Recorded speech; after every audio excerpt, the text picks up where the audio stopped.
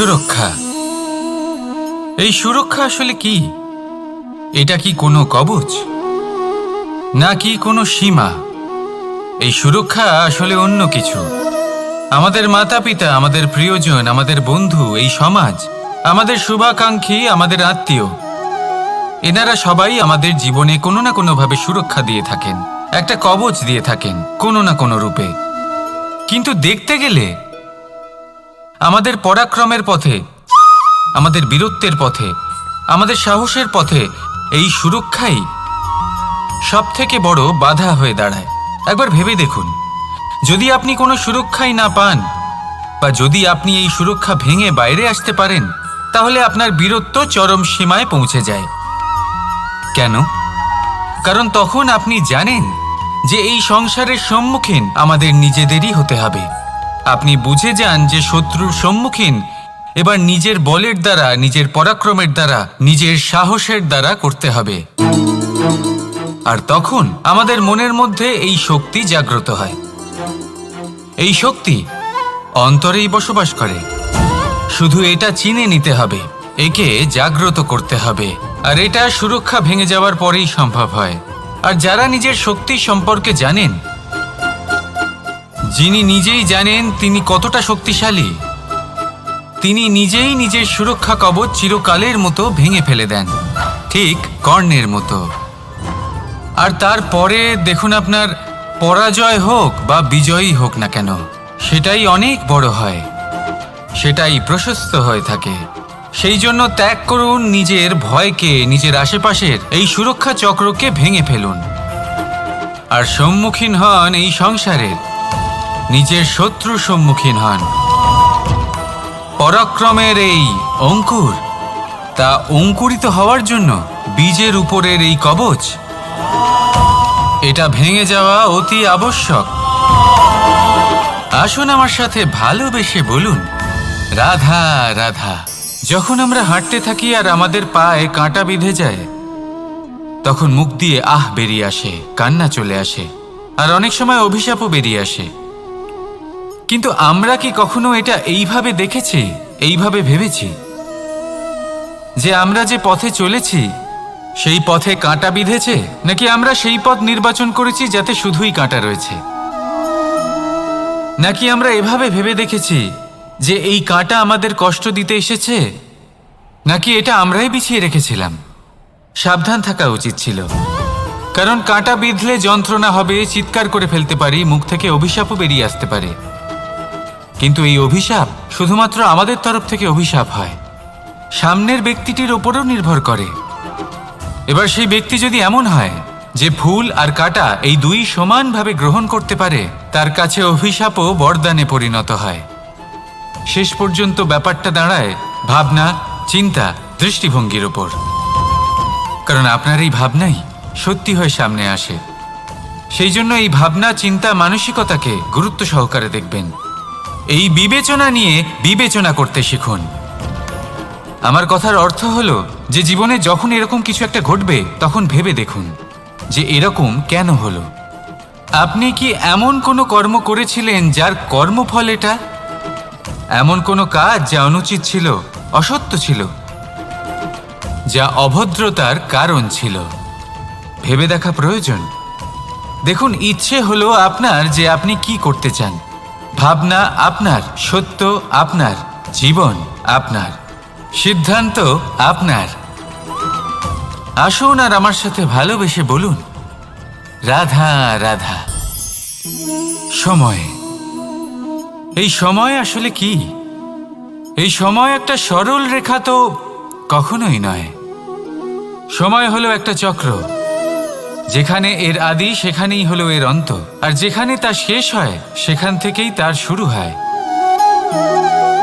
এই সময় একটা অত্যন্ত বিচিত্র চিন্তা, বিচিত্র ভাবনা, একটা বিচিত্র বস্তু যা কেউ বুঝতে পারেন না। এই সময়ের লীলা, এর কোনো প্রমাণ নেই, কোনো জ্ঞান নেই, কোনো পরিমাপ নেই। শুধু এটুকু আমরা জানতে পারি, যেখানে শেষ হবে সেখান থেকে একটা নতুন সূচনাও হবে।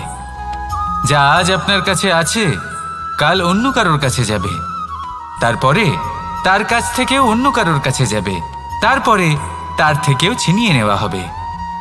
এই নিয়তির একজনের কাছ থেকে অন্যজনের কাছে আদান প্রদানের এই সময় হলো আপনার সময়।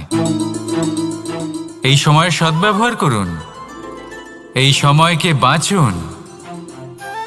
আপনাকে শুধু এটাই সুনিশ্চিত করতে হবে যে আপনি কোন পক্ষে আছেন। আর সত্যি বলতে কি, আপনার জীবনের পরিণাম নির্ভর করে আপনার নির্বাচনের ওপর। আপনি কোন পক্ষ নির্বাচন করছেন। তাহলে মনে রাখবেন, জীবনে সেই পক্ষই নির্বাচন করবেন যা চয়ন করার পরে আপনি সুখ অনুভব করবেন, আপনি সন্তোষ লাভ করবেন, প্রসন্নতা লাভ করবেন। আর আমি এটাই সুনিশ্চিত করব যে এই পক্ষ যেন শান্তির পক্ষ হয়, এই পক্ষই যেন প্রেমের পক্ষ হয়। তাহলে চিন্তা করবেন না, আর আসুন আমার সাথে ভালোবেসে বলুন, রাধা রাধা। দৃষ্টি আর দৃষ্টিভঙ্গি, এই সমগ্র লীলা হলো এই দুইয়ের। বিচিত্র হতে পারে, কিন্তু এটাই সত্যি। এবার আপনাকে একটা উদাহরণ দিয়ে বোঝাই।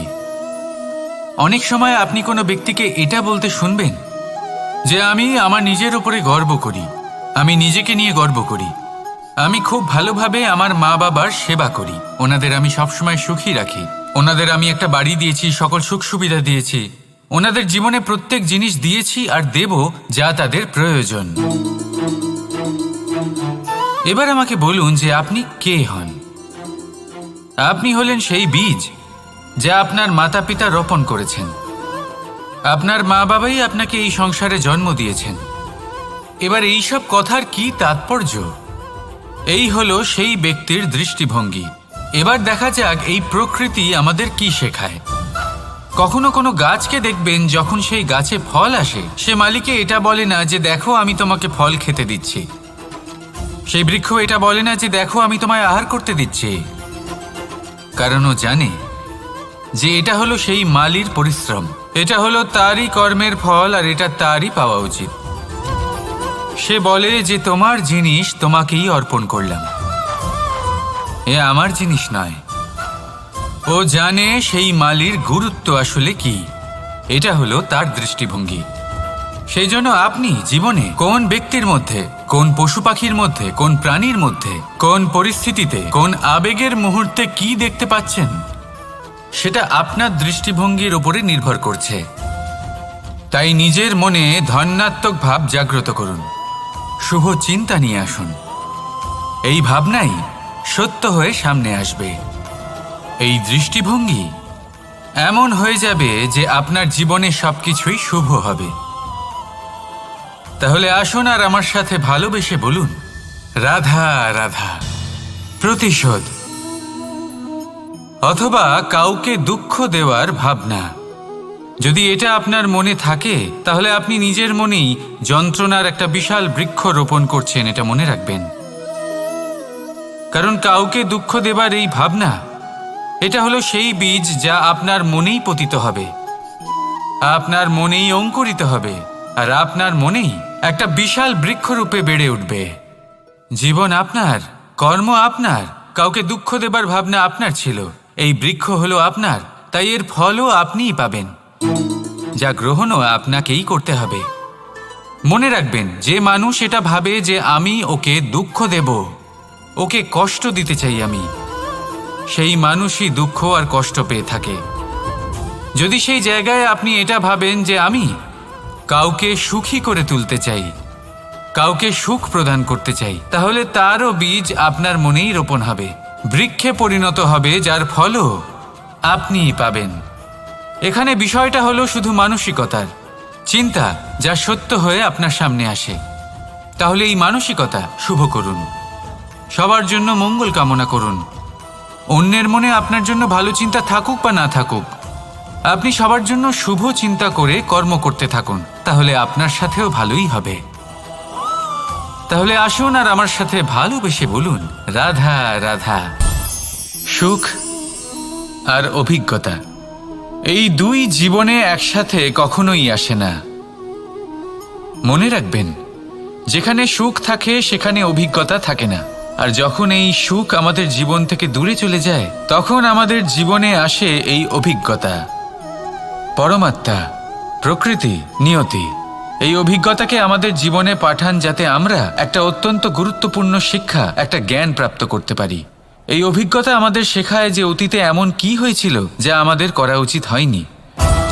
আমাদের শেখায় ভবিষ্যতে এমন কি আছে যা আমাদের করা উচিত আর কি করা উচিত নয়। দেখতে গেলে এই অভিজ্ঞতা আমাদের সেই শিক্ষা দেয় যার জন্য আমরা সুখের দিকে উচিতভাবে অগ্রসর হতে পারি। সেই জন্য জীবনে যখনই দুঃখ আসবে, দুঃখের এই সময় আসবে, তখন হতাশ হবেন না। বোঝার চেষ্টা করুন এই পরিস্থিতি কেন এসেছে, কি শিক্ষা দিতে এসেছে। যদি আপনি সেই জ্ঞান লাভ করেন, সুখের পথে অগ্রসর হন, তাও উচিত রূপে, তাহলে এই অভিজ্ঞতার উদ্দেশ্য পূরণ হয়ে যায়। তাহলে আসুন আর আমার সাথে ভালোবেসে বলুন, রাধা রাধা।